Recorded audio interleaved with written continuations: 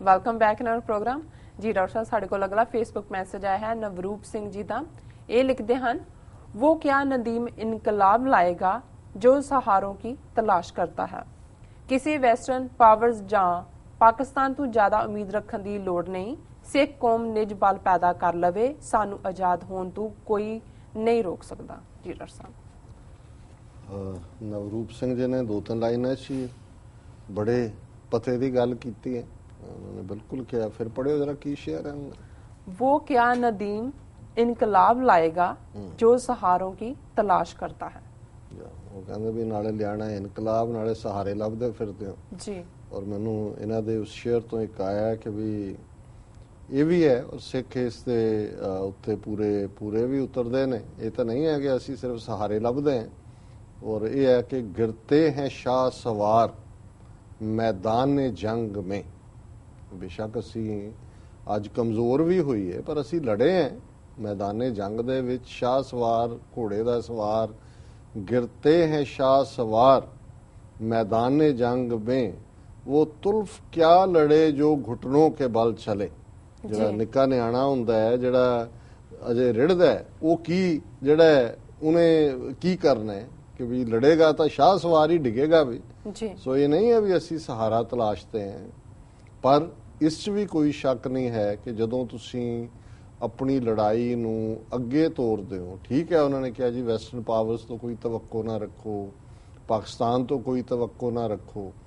ਠੀਕ ਹੈ ਕਿ ਇਨ ਦਾ ਐਂਡ ਆਫ ਦਾ ਡੇ ਜਿਨ੍ਹਾਂ ਕੌਮਾਂ ਦੇ ਅੰਦਰ ਇਹ ਗ੍ਰੇਨ ਕੁੱਟ ਕੇ ਭਰਿਆ ਜਾਏ ਜਾਂ ਭਰ ਜਾਏ ਕਿ ਅਸੀਂ ਗੁਲਾਮੀ ਨਹੀਂ ਕਬੂਲਣੀ। ਔਰ ਮੈਂ ਅਕਸਰ ਇਹ ਸ਼ਬਦ ਦੁਹਰਾਉਂਦਾ ਹਾਂ ਆਪਣੀਆਂ ਲਿਖਤਾਂ 'ਚ, ਆਪਣੀਆਂ ਸਪੀਚਿਸ, ਕਿ ਹਾਰ ਜਾਣ ਤੇ ਹਾਰ ਮੰਨ ਲੈਣ 'ਚ ਬੜਾ ਫਰਕ ਹੁੰਦਾ ਜੀ।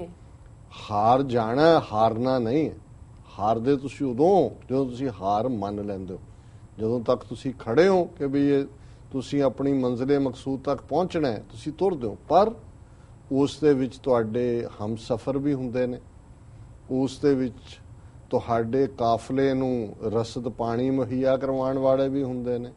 ਉਸ ਦੇ ਵਿੱਚ ਜਦੋਂ ਤੁਸੀਂ ਪੇਸ਼ਵਾ ਦੀ ਗੱਲ ਕਰਦੇ ਹੋ, ਪੇਸ਼ਵਾ ਅਗਵਾਈ ਵਾਲੇ ਨੂੰ ਕਹਿੰਦੇ ਨੇ, ਉਹਦੇ 'ਚ ਉਹ ਵੀ ਹੁੰਦੇ ਨੇ ਜਿਹੜੇ ਤੁਹਾਨੂੰ ਗੁੰਮਰਾਹ ਕਰਦੇ। ਗੁੰਮਰਾਹ ਦਾ ਮਤਲਬ ਹੀ ਹੈ ਵੀ ਕਾਫਲੇ ਦਾ ਜਿਹੜਾ ਠੀਕ ਰਾਹ ਹੈ ਉਹਦੀ ਥਾਂ ਤੇ ਉਹ ਤੁਹਾਨੂੰ ਉਜੜ ਪਾ ਦਿੰਦੇ ਨੇ। ਉਹਦੇ 'ਚ ਵੀ ਤੁਸੀਂ ਸਵਾਲ ਕਰਦੇ ਹੋ। ਹੁਣ ਸ਼ੇਅਰ ਉਹਨਾਂ ਨੇ ਐਸਾ ਕਿਹਾ ਵੀ ਮੇਰੀ ਸ਼ੇਅਰਾਂ ਵਾਲੀ ਜਿਹੜੀ ਬੋਨ ਹੈ ਉਹ ਟ੍ਰਿਗਰ ਕਰ ਦਿੱਤੀ ਹੈ।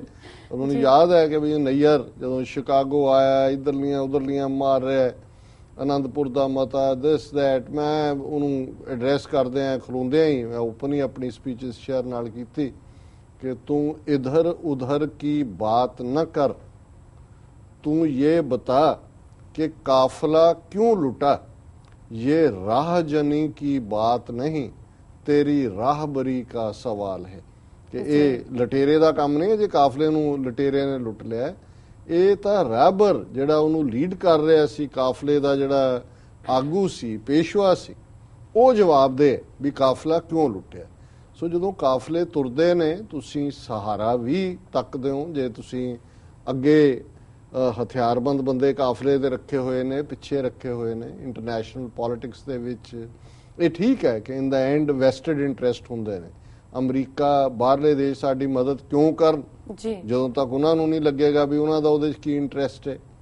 ਪਾਕਿਸਤਾਨ ਸਾਡੀ ਮਦਦ ਕਿਉਂ ਕਰੇ ਜਦੋਂ ਤੱਕ ਉਹਨਾਂ ਨੂੰ ਨਾ ਲੱਗੇ ਵੀ ਉਹਨਾਂ ਦੀ ਸੇਫਟੀ ਸਿਕਿਉਰਿਟੀ ਵੈਸਟਡ ਇੰਟਰਸਟ ਕੀ ਹੈ। ਔਰ ਅਸੀਂ ਸਹਾਰਾ ਨਹੀਂ ਪਾਲਦੇ, ਅਸੀਂ ਇਹੀ ਆਈਡੀਆ ਵੇਚਦੇ ਹਾਂ ਜਾਂ ਇਹੀ ਆਈਡੀਆ ਸਮਝਾਉਣ ਦੇ ਲਈ ਜਿਹੜਾ ਯਤਨ ਕਰਦੇ ਆ ਅਮਰੀਕਨਾਂ ਨੂੰ ਵੀ ਔਰ ਆਪਣੇ ਗੁਆਂਢੀ ਪਾਕਿਸਤਾਨ ਨੂੰ ਵੀ। ਅਮਰੀਕਨਾਂ ਨੂੰ, ਪੱਛਮੀ ਜਗਤ ਨੂੰ ਇਹ ਕਿ ਭਾਈ 1000 ਸਾਲ ਦੀ ਸਾਈਕੋ ਹਿਸਟਰੀ ਹੈ ਜੀ।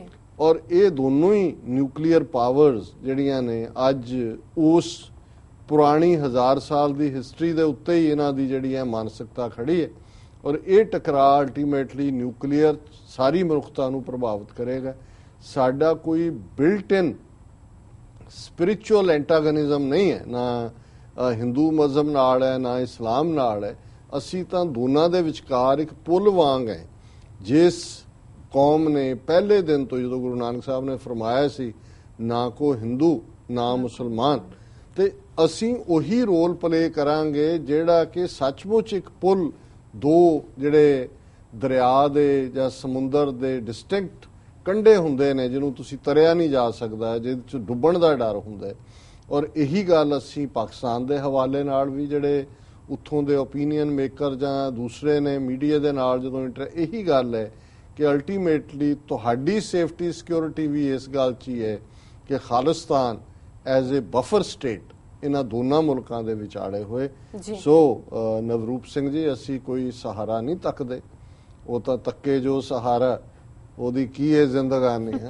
ਕਿਹਨੇ ਗਾਇਆ ਜਮਨਾ ਕੀ ਹੈ ਉਹਦੀ ਪਹਿਲੀ ਲਾਈਨ, ਕਹਿੰਦੇ ਨੇ ਸਿਆਣੇ, ਹਾਂ ਕਹਿੰਦੇ ਨੇ ਸਿਆਣੇ ਗੱਲਾਂ ਸੱਚੀਆਂ ਜ਼ਬਾਨੀ, ਤੱਕੇ ਜੋ ਸਹਾਰਾ ਉਹਦੀ ਕੀ ਹੈ ਜ਼ਿੰਦਗਾਨੀ। ਸੋ ਇਹ ਤਾਂ ਕੋਈ ਸਹਾਰਾ ਤੱਕਣ ਵਾਲੀ ਗੱਲ ਨਹੀਂ ਹੈ। ਔਰ ਸਾਨੂੰ ਬਾਣੀ ਤਾਂ ਬਾਰ-ਬਾਰ ਇਹ ਯਾਦ ਕਰਵਾਉਂਦੀ ਹੈ ਕਿ ਉਦਮ ਕਰੇਂਦਿਆਂ ਜਿਉ ਤੂੰ, ਕਮਾਵਦਿਆਂ ਸੁਖ ਪੁੰਚ, ਧਿਆਏਂਦਿਆਂ ਤੂੰ ਪ੍ਰਭੂ ਮਿਲ ਤਾਂ ਨਾਨਕ ਉਤਰੇ ਚਿੰਤ। ਉਦਮ ਕਰਨਾ, ਖਲੋਣਾ, ਔਰ ਇਹ ਗੱਲ ਬਾਰ-ਬਾਰ ਯਾਦ ਕਰਵਾਈ ਹੈ ਕਿ ਮੁਥਾਜੀ, ਸਹਾਰਾ ਮੁਥਾਜੀ ਹੁੰਦੀ ਹੈ। ਜਦੋਂ ਬਾਬਾ ਫਰੀਦ ਯਾਦ ਕਰਵਾਉਂਦੇ ਨੇ ਕਿ ਫਰੀਦਾ ਬਾਰ ਪਰਾਇਆ ਬੈਸਨਾ, ਸਾਈਂ ਮੁਝੇ ਨਾ ਦੇ, ਜੇ ਤੂੰ ਐਵੇਂ ਰਖਸੀ ਜਿਉ ਸਰੀਰੋਂ ਲੈ। ਜੇ ਕੋਈ ਇਹ ਸਟੇਜ ਬਣੇ ਤਾਂ ਮੇਰੀ ਜਾਨ ਕੱਢ ਲਈ, ਕਿਸੇ ਦੇ ਦਰਵਾਜ਼ੇ ਤੇ ਨਾ ਬਿਠਾਈ। ਸੋ ਅਸੀਂ ਸਹਾਰਾ ਨਹੀਂ ਤੱਕਦੇ।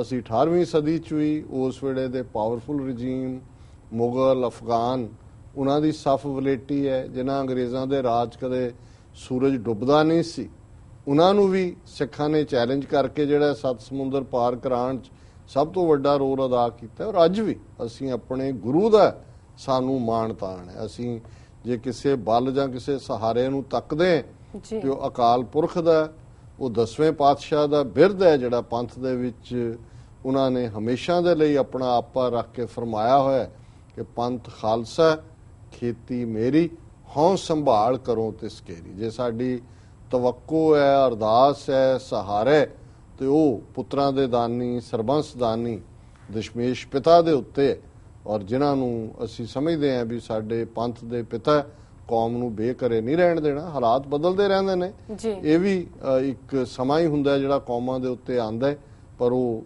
ਭੀੜ ਦੇ ਸਮੇਂ 'ਚ ਹੀ ਕੌਮਾਂ ਦੀ ਪਰਖ ਹੁੰਦੀ ਹੈ, ਕੌਮਾਂ ਤਰਾਸ਼ੀਆਂ ਜਾਂਦੀਆਂ ਨੇ। ਪਰ ਅਸੀਂ ਸਹਾਰਾ ਸਿਰਫ ਇੱਕ ਅਕਾਲ ਪੁਰਖ ਦਾ ਤੱਕਦੇ ਹਾਂ, ਆਪਣੇ ਪਿਤਾ ਗੁਰੂ ਗੋਬਿੰਦ ਸਿੰਘ ਸਾਹਿਬ, ਮਾਤਾ ਸਾਹਿਬ ਕੌਰ ਵਾਸੀ ਅਨੰਦਪੁਰ, ਔਰ ਉਹ ਸਾਡਾ ਖਾਲਸਾ ਪੰਥ ਜਿਹੜਾ ਉਹ ਗੁਰੂ ਕਲਗੀਧਰ ਦੇ ਉਸ ਆਸ਼ੇ ਨੂੰ ਜਿਹੜਾ ਸਾਡੇ ਲਈ ਹਮੇਸ਼ਾ ਲਈ ਗੁਰੂ ਕਲਗੀਧਰ ਨੇ ਰੱਖਿਆ, ਖਾਲਸਾ ਅਕਾਲ ਪੁਰਖ ਕੀ ਫੌਜ, ਪ੍ਰਗਟਿਓ ਖਾਲਸਾ ਪਰਮਾਤਮ ਕੀ ਮੌਜ। ਔਰ ਅਸੀਂ ਆਪਣੀ ਮੰਜ਼ਿਲੇ ਮਕਸੂਦ ਖਾਲਿਸਤਾਨ ਨੂੰ ਜ਼ਰੂਰ ਹਾਸਲ ਕਰਾਂਗੇ। ਹੁਣ ਇਹ ਨਹੀਂ ਕਹਿਣਾ ਜੀ ਤੱਕੇ ਜੋ ਸਹਾਰਾ। ਜੀ ਡਾਕਟਰ ਸਾਹਿਬ, ਤੁਹਾਡੇ ਹਮੇਸ਼ਾ ਹੀ ਵਿਚਾਰ ਵਡਮੁੱਲੇ ਹੁੰਦੇ ਨੇ, ਪਰ ਜਿਹੜੀ ਤੁਸੀਂ ਸ਼ਾਇਰੀ ਕਰਦੀ ਹੋ ਉਹ ਜਿੱਦਾਂ ਕਹਿੰਦੇ ਨੇ ਕਿ ਸੋਨੇ ਦੇ ਸੁਹਾਗੇ ਵਾਲੀ ਗੱਲ ਹੈ। ਦਿਲ ਤੇ ਨਹੀਂ ਕਰ ਰਿਹਾ ਬ੍ਰੇਕ ਲੈਣ ਦੇ, ਪਰ ਬ੍ਰੇਕ ਲੈਣੀ ਪੈਣੀ ਸਾਨੂੰ। ਅੱਛਾ, ਅੱਜ ਤਾਂ ਬੜੀ ਤਾਰੀਫ ਤੇ ਆ ਜੀ ਡਾਕਟਰ ਸਾਹਿਬ, ਬੜਾ ਵਧੀਆ ਲੱਗਾ।